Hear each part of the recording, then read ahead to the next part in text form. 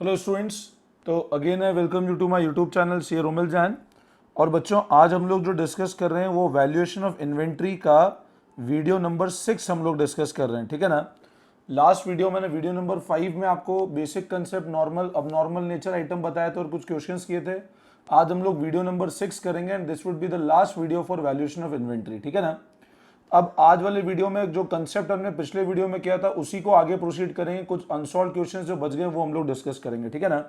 तो सबसे पहले आईसीआई मटेरियल पे आ जाओ आप लोग। Question number 2, come to question number unsolved question number 2 on page number 4.23। Page number 4.23 पे क्वेश्चन नंबर 2 पे आ जाओ बच्चों फटाफट एक बार, ठीक है ना। देखो मैं रीड कर रहा हूं। From the following information ascertain the value of stock on 31 March 2020। Question क्या बोल रहा है, आपको स्टॉक की वैल्यू निकालनी है 31 मार्च 2020 का, ठीक है।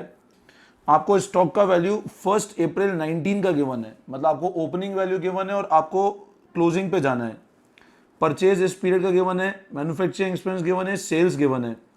At the time of valuing stock on 31 मार्च 19, 31 मार्च 19 मतलब इस दिन एक दिन पहले, अ सम ऑफ 60,000 वॉज रिटर्न ऑफ, मतलब इस वाले स्टॉक में a sum of 60,000 was written off of a particular item which was purchased for 2 lakh. तो एक आइटम जो अपन ने 2 लाख में खरीदा था उस पर हमने 60,000 रुपए राइट ऑफ कर दिया।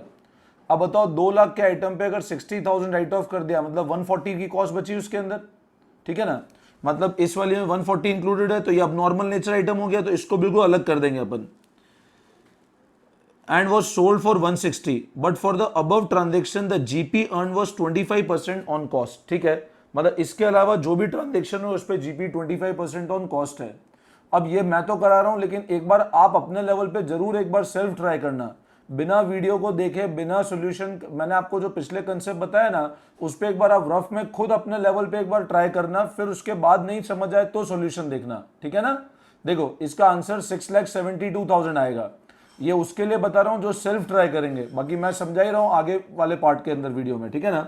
तो इसको समझ लेते हैं। देखो बच्चों, हम लोग एक बहुत सिंपल लॉजिक से समझना है इस क्वेश्चन को। तो बच्चों समझना इस क्वेश्चन को, मैंने पूरा सॉल्व कर रखा है, आपको इजीली समझ में आ जाएगा। 7 लाख का जो स्टॉक था उसमें एक स्टॉक था 2 लाख का। 2 लाख के स्टॉक पे हमने राइट ऑफ कितना करा था, 60,000 राइट ऑफ कर रखा था। तो 60,000 राइट ऑफ किया था मतलब उसकी वैल्यू 140 इंक्लूडेड होगी स्टॉक के अंदर। मतलब ये जो स्टॉक था 7 लाख, इसमें 140 की पे इंक्लूड होगा, तो अब नॉर्मल हो गया। तो मैंने 7 में 140 अलग कर दिया और 560 नॉर्मल अलग कर दिया, ठीक है। ये कंसेप्ट मैंने पिछले वीडियो में बताया था क्वेश्चन के अंदर। इस पीरियड की परचेज गिवन है 3460 और परचेज 3460 हो गई। मैन्युफैक्चरिंग एक्सपेंस 7 लाख है, 7 लाख। मैंने इन तीनों को जब ऐड किया तो total cost of goods available for sale आई 47,20,000 की। मैं जब तीनों को ऐड किया तो cost of goods available for sale आई 47,20,000 की। अब नॉर्मल है 140 का, तो मिलाकर के हो गया 48,60,000, ठीक है।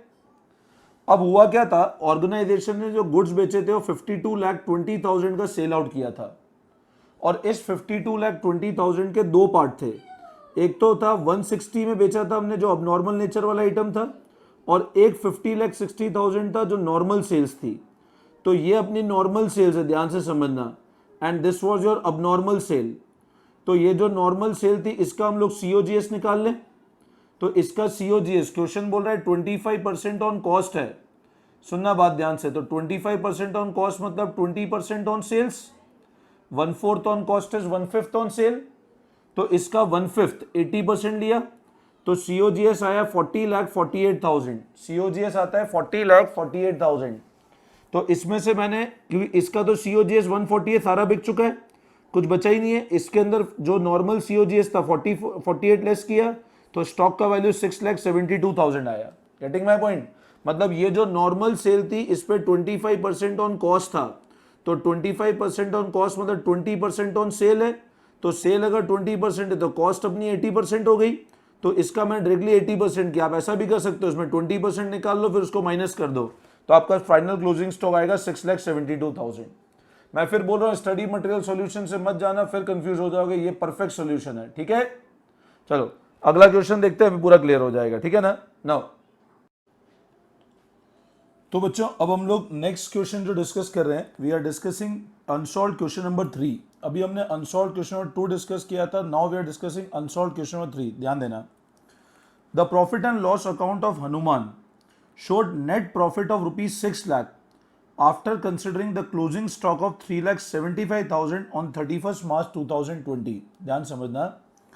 The profit and loss account of Hanuman showed net profit of rupees 6 lakh after considering closing stock of 3,75,000 on 31st March 2020। ठीक है, मतलब profit and loss account profit बता रहा है 6 लाख का, जिसमें स्टॉक 3,75,000 का है। ठीक है, मतलब 6 लाख का प्रॉफिट इस स्टॉक कंसिडर करने के बाद है।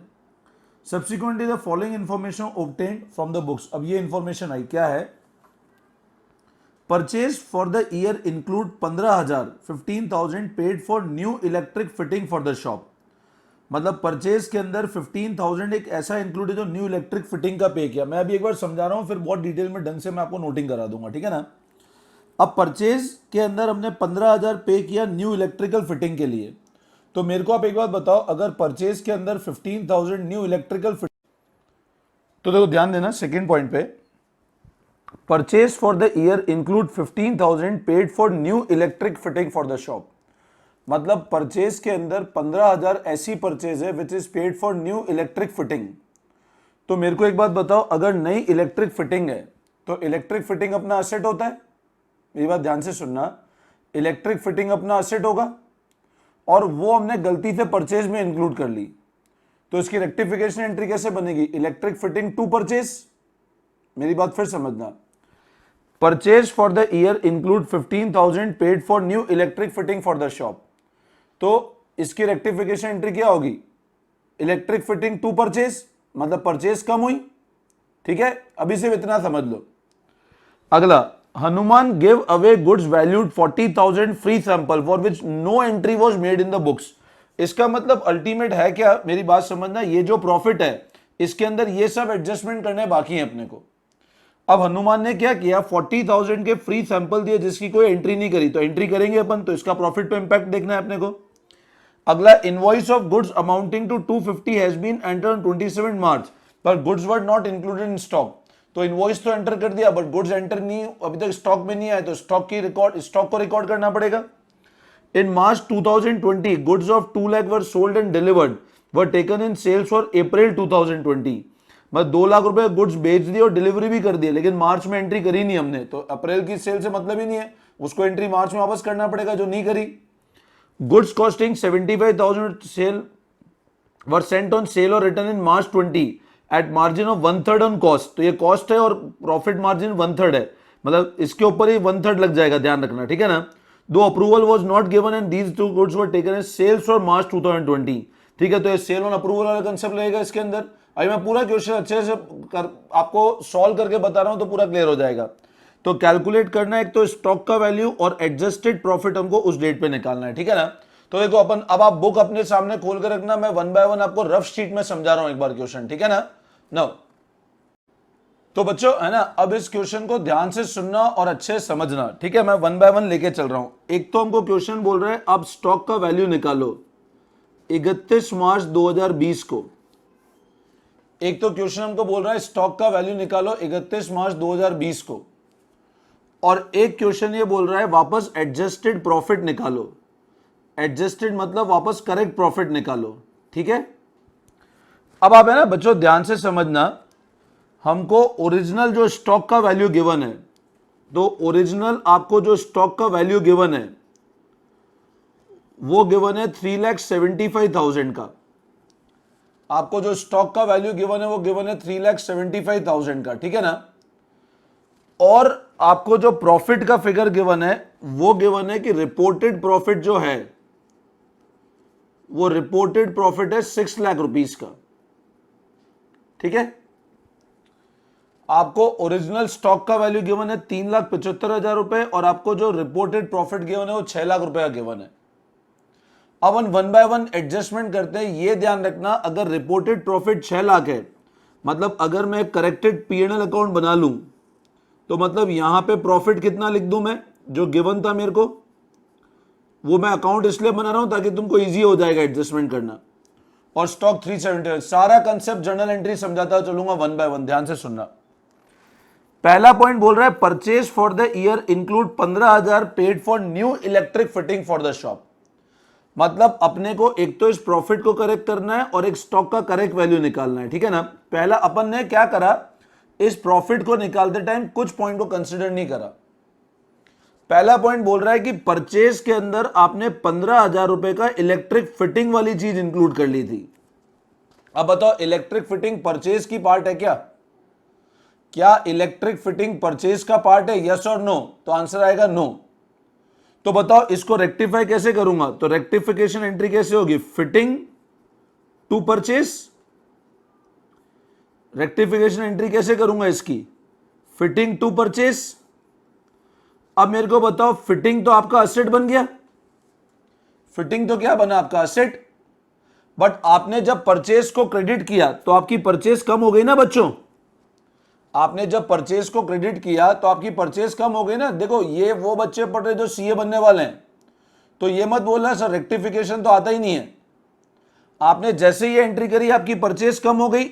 अब परचेज कहां पे रिकॉर्ड करते हैं अपन? ट्रेडिंग पीएनएल के अंदर, इधर रिकॉर्ड करते हैं। अगर कम करना हो तो प्रॉफिट इधर कर लो, अगर परचेज यहां से तो कम करने से रहा क्योंकि परचेज का ओरिजिनल फिगर नहीं है, तो परचेज कम करनी है तो मैं इधर कर लूं बाय परचेज, ऐसे भी कर सकता हूं ना। या तो यहां से माइनस करूं ओरिजिनल परचेज में से, डायरेक्ट इधर लिख दूं। कितने रुपए? 15,000 रुपए। आई बात समझ में? फिटिंग बनी, उसका प्रॉफिट पे भी कोई इंपैक्ट नहीं आएगा, स्टॉक पे भी कोई इंपैक्ट नहीं आएगा। इसको अपन फेयर बाद में करेंगे, पहले समझ लो, ठीक है बच्चों। Second point, Hanuman gave away goods of value 40,000 free sample, जिसकी कोई एंट्री करी नहीं। अब फ्री सैंपल दिए बच्चों 40,000 के, जिसकी कोई एंट्री नहीं करी हमने। फ्री सैंपल दिए 40,000 के, जिसकी कोई एंट्री नहीं करी। अब अगर फ्री सैंपल दिए तो एंट्री क्या होनी चाहिए थी? एंट्री नहीं करी तो आपकी एंट्री होनी चाहिए थी फ्री सैंपल या एडवर्टीजमेंट टू परचेस। कितने की? 40,000 की। आपकी एंट्री होनी चाहिए थी एडवर्टीजमेंट टू परचेस 40,000 रुपए, ये आपने एंट्री नहीं करी। तो एडवर्टीजमेंट भी नॉमिनल कैटेगरी है, परचेज भी नॉमिनल है, तो इससे एक तो ये खर्चा भी बढ़ेगा और एक अपना एक्सपेंस परचेज भी कम हुआ। तो मैं क्या करूं? एक्सपेंस से तो यहां बुक करूं एडवर्टीजमेंट को, जो अभी नहीं करा 40,000, और परचेज और कम हो गई तो बाय परचेज, ब्रैकेट में एडवर्टीजमेंट वाला जो फ्री सैंपल दिए। आई बात समझ में? नॉर्मल क्वेश्चन है, कोई टफ नहीं है, सिर्फ पढ़ने में टफ लग रहा था। फिर next, invoice of goods amounting to 250 have been entered on 27 March but the goods were not included in stock. मतलब हमने कुछ गुड्स परचेज किए, कितने के? 2.5 लाख के। उसका इनवॉइस तो आ चुका है बट अभी तक वो स्टॉक में एंटर नहीं हुए। तो स्टॉक में एंटर नहीं हुए मतलब अपन ने क्लोजिंग स्टॉक की एंट्री नहीं करी अभी तक। हमने 2.5 लाख के गुड्स हमको आए थे जिसका इनवॉइस आ गया था और हमने अभी तक उसको स्टॉक में इंक्लूड नहीं किया है। तो बच्चों स्टॉक में इंक्लूड नहीं किया है तो स्टॉक में इंक्लूड करने की एंट्री कैसे करोगे? सिंपल सर, 11वीं क्लास से करते हो आ रहे एंट्री, तो 11वीं क्लास से क्लोजिंग स्टॉक की एंट्री क्या होती है? Closing stock to trading. कोई ये मत बोल देना सर हमको क्लोजिंग स्टॉक की एंट्री नहीं आती है ना। तो क्लोजिंग स्टॉक की एंट्री 250, ये हमने इंक्लूड नहीं किया अभी तक, तो इंक्लूड नहीं किया तो एंट्री करके इंक्लूड कर लो। अब अगर मैं ये एंट्री करता हूं क्लोजिंग स्टॉक टू ट्रेडिंग 250 की, तो लॉजिकली मेरे को बताओ, आपने ट्रेडिंग अकाउंट में एक तरह से क्या किया? इसको क्रेडिट किया आपने, तो इसकी पोस्टिंग कैसे हो जाएगी पीएनएल के अंदर? ये प्रॉफिट बढ़ाएगी, तो बाय क्लोजिंग स्टॉक। जो इंक्लूड नहीं होते वो स्टॉक होने चाहिए, और ये अल्टीमेट क्या करेगा? आपके स्टॉक को भी पुश करेगा, जो ओरिजिनल स्टॉक है, तो उसमें भी जोड़ दूं मैं स्टॉक नॉट इंक्लूडेड। कितने का बच्चों? 250 का। आई बात समझ में? क्लियर है ना? बिल्कुल ठीक है। अगला पढ़ो। In March 2020, goods of ₹2 lakh sold and delivered, but were taken in sales for April 2020. मतलब मार्च 2020 में हमने क्या किया था? 2 लाख रुपए के गुड्स बेचे थे और डिलीवरी भी हो गई थी, बट उसको गलती से कहां की सेल मान ली? अप्रैल की। तो बच्चों अप्रैल की सेल मान ली, तो अप्रैल की जो मानी वो तो अगले साल रेक्टिफिकेशन होगा। लेकिन मैंने बताओ मार्च की सेल बुक करी क्या? और मेरा काम तो 31 मार्च तक ही है, अप्रैल में कुछ भी हो उससे मेरे को मतलब ही नहीं है। तो मैं तो सिंपल बोलूंगा मैंने मार्च की सेल बुक ही नहीं करी, तो मार्च की सेल की एंट्री क्या करते हो, सेल की एंट्री ऐसे करोगे, डेटर टू सेल 2 लाख से, सेल की एंट्री ऐसे करोगे ना, डेटर टू सेल 2 लाख से। अब मेरे को बताओ इसका मतलब क्या हुआ, आपकी ये डेटर तो अपना एसेट है, ये प्रॉफिट पे इंपैक्ट नहीं डालेगा, लेकिन सेल तो आपकी प्रॉफिट बढ़ाएगी। तो इसका मतलब क्या हुआ, सेल बढ़ा दे हम लोग, सिंपल। तो यहां पे by sale 2 lakh rupees, debtor अपना एसेट है, कोई इंपैक्ट नहीं होगा प्रॉफिट पे। आई बात समझ में? Next, goods costing 75,000 were sent on sale और रिटर्न इन मार्च 20। अब गुड्स जिनकी कॉस्ट कितनी थी 75,000, कॉस्ट 75,000 थी, प्रॉफिट की रेट 1/3 ऑन कॉस्ट है, 1/3 ऑन कॉस्ट है, तो सेल प्राइस कितनी हो गई 1 लाख रुपए। तो गुड्स जिनकी कॉस्ट 75,000 थी वो बेचा था profit on sale, on profit 1/3 on cost. दो अप्रूवल वॉज गिवन इन अप्रैल। अब ये जिन्हें सेल और रिटर्न पढ़ा होगा उनको आइडिया होगा, अगर ईयर एंड हो गया और अप्रूवल नहीं आई तो हमने क्या करा होगा, जब बेचा होगा तब तो सेल की एंट्री कर दी होगी, जब बेचा होगा तब सेल की एंट्री करी होगी, डेटर टू सेल कितने से करी होगी हमने 1 लाख से। तो बच्चों ये जो सेल की एंट्री ये तो हम ऑलरेडी कर चुके होंगे। अब अगर उसकी अभी तक अप्रूवल नहीं आई तो क्या करें, इस सेल की एंट्री को तो रिवर्स करें। अगर अभी तक अप्रूवल नहीं आई तो इस सेल की एंट्री को तो रिवर्स करें। तो सेल की एंट्री को रिवर्स कैसे करेंगे, सेल टू डेटर। तो आप जैसे ही सेल की एंट्री को रिवर्स करोगे तो आपके प्रॉफिट पे इंपैक्ट आएगा। और इसको दोबारा स्टॉक में लें, ये हमने अप्रूवल के अंदर पढ़ा था, जब स्टॉक में लोगे तो कॉस्ट पे लें, कॉस्ट में स्टॉक के अंदर कॉस्ट के अंदर लें। तो 1 लाख की सेल प्राइस है, कॉस्ट 75,000 है, तो एक एंट्री और करें, क्लोजिंग स्टॉक टू ट्रेडिंग या stock with customer to trading. तो ये 1 लाख की एंट्री होगी, ये 75,000 की एंट्री होगी। अब आप बताओ इसका इंपैक्ट क्या आएगा, आपका सेल एक तो कम हुआ, तो सेल अपन लोग नॉर्मली इधर लिखते हैं, तो कम हुआ तो मैं इधर लिख दूं टू सेल, और जो गुड्स विद कस्टमर है वो अपने स्टॉक में लेके आए, तो बाय गुड्स विद कस्टमर, ये मैंने आपको अप्रूवल के अंदर पूरा बताया था बच्चों, है ना। तो 75,000, ठीक है। और ये स्टॉक यहां बढ़ा दे हम लोग विद कस्टमर 75,000। तो ये तो आपका फाइनल स्टॉक का वैल्यू आया, और इसको आप टोटल करके फाइनल प्रॉफिट निकाल लो, आपका प्रॉफिट आ जाएगा। आई बात समझ में? ठीक है, देखो इसको फेयर नोट कर लो एक बार, मैं आपको पूरा फेयर नोटिंग करवा देता हूं फटाफट। मैंने वैसे समझा तो पूरा दिया है, मैंने क्वेश्चन को सॉल्व कर रखा है, आप फटाफट इसको फेयर नोटिंग कर लो एक बार, ठीक है ना। ये मैंने पूरा क्वेश्चन कर रखा है, इसकी फेयर नोटिंग कर लो प्रॉपर। सबसे पहले P&L एडजस्टेड और calculation of correct stock on 31 March 2020। Net profit 6 lakh था, जो परचेज गलत रिकॉर्ड की, ये सारे पॉइंट समझा चुका हूं मैं पहले, है ना, तो वापस समझा नहीं रहा हूं मैं, ठीक है। रेक्टिफिकेशन एंट्री करके जो फ्री सैंपल वाली परचेज थी 40,000, स्टॉक 250 का हमने जो 250 की एक एंट्री थी, इनवॉइस जिसका आ चुका था बट स्टॉक नहीं रिकॉर्ड हुआ, इसकी एंट्री की थी। Closing stock to trading, sale जिसकी रिकॉर्डिंग नहीं हुई थी 2 लाख की, उसको बुक किया हमने। स्टॉक रिटर्न बेसिस वाला था 75,000। एडवर्टीजमेंट वाला फ्री सैंपल वाला हो गया, रिटर्न बेसिस पे 1 लाख की सेल कैंसिल करी, और अब नेट प्रॉफिट आएगा 10,40,000। तो इन सारे एडजस्टमेंट को करके अपना प्रॉफिट आया 10,40,000, ठीक है ना। करेक्ट स्टॉक का कैलकुलेशन समझ आई गया होगा। ओपनिंग स्टॉक इतना था जो नहीं कंसिडर किया, और गुड्स ऑन रिटर्न 75,000, तो हमारा फाइनल स्टॉक का वैल्यू है 7 लाख रुपीज, ठीक है। तो ये हमारा क्वेश्चन नंबर 3 कंप्लीट होता है, सॉल्व। Getting my point? फटाफट इसको पॉज करके नोट कर लो एक बार, कोई डाउट हो तो फिर मेरे को व्हाट्सएप पे डाल देना, ठीक है ना। Now coming to next question number 4 भी अच्छा क्वेश्चन है, ध्यान दो। नेक्स्ट बिल्कुल अगला क्वेश्चन है, क्वेश्चन नंबर 4 एक बार रीड कर देते हैं हम लोग। क्वेश्चन नंबर 4 पे ध्यान देना। अब बच्चों हम लोग क्वेश्चन 4 की बात कर लेते हैं, ध्यान देना। Physical verification of stock in a business was done on 23 जून 2020। मतलब स्टॉक को फिजिकली वेरीफाई किया हमने 23 जून 2020 को। The value of stock on that date was 48 lakh. तो उस दिन 48 लाख था, मतलब फिजिकल काउंट किया 48 लाख का स्टॉक था। The following transaction took place between 23 June to 30 June. Out of goods sent on consignment, goods at cost were 2,40,000 were unsold. मतलब जो हमने टोटल गुड्स भेजे थे कंसाइनमेंट पे, उस पर 240 अभी तक अनसोल्ड है। तो अगर 240 अनसोल्ड है तो क्या करेंगे, आपको पता होगा कंसाइनमेंट में अगर गुड्स बेचते हैं तो जो कंसाइनी के पास स्टॉक होता है वो भी हमको बिलोंग करता है। जिसने कंसाइनमेंट नहीं पढ़ा वो भी ये समझ लेना कि वॉट एवर द स्टॉक, ये गुड्स हमारा है ऐसा समझ लो, फिर कंसाइनमेंट में तुमको समझ में आ जाएगा। तो 2,40,000 में गुड्स हमारा है, परचेज 4 लाख की थी जिसमें से गुड्स वर्थ 160 डिलीवर्ड 5 जुलाई को हुए। अब परचेज 4 लाख की मतलब इनवॉइस तो आ चुका है, बट 160 की डिलीवरी बाद में आई, ठीक है, तो भी स्टॉक तो हमारा ही है वो। Sales worth 13,60,000 of which include goods worth 3,20,000 sent on approval. तो 13,60,000 में से 3,20,000 की अप्रूवल सेल है।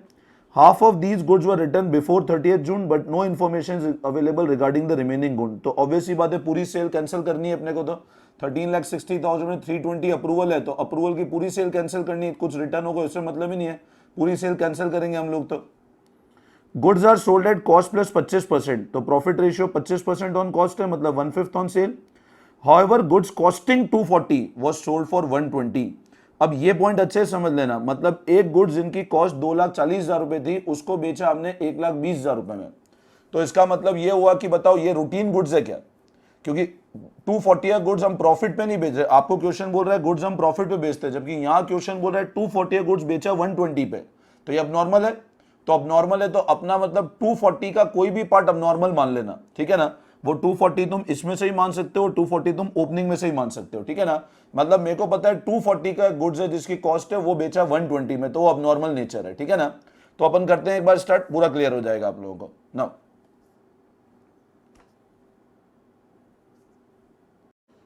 तो देखो बच्चों क्वेश्चन को ध्यान से समझना, हमारे पास स्टॉक गिवन है 23 जून का, ठीक है ना, और वो गिवन है 48 लाख का, जिसमें से क्वेश्चन हमको नीचे ये इंफॉर्मेशन दे रहा है कि 240 का स्टॉक है जिसको 120 पे बेचा।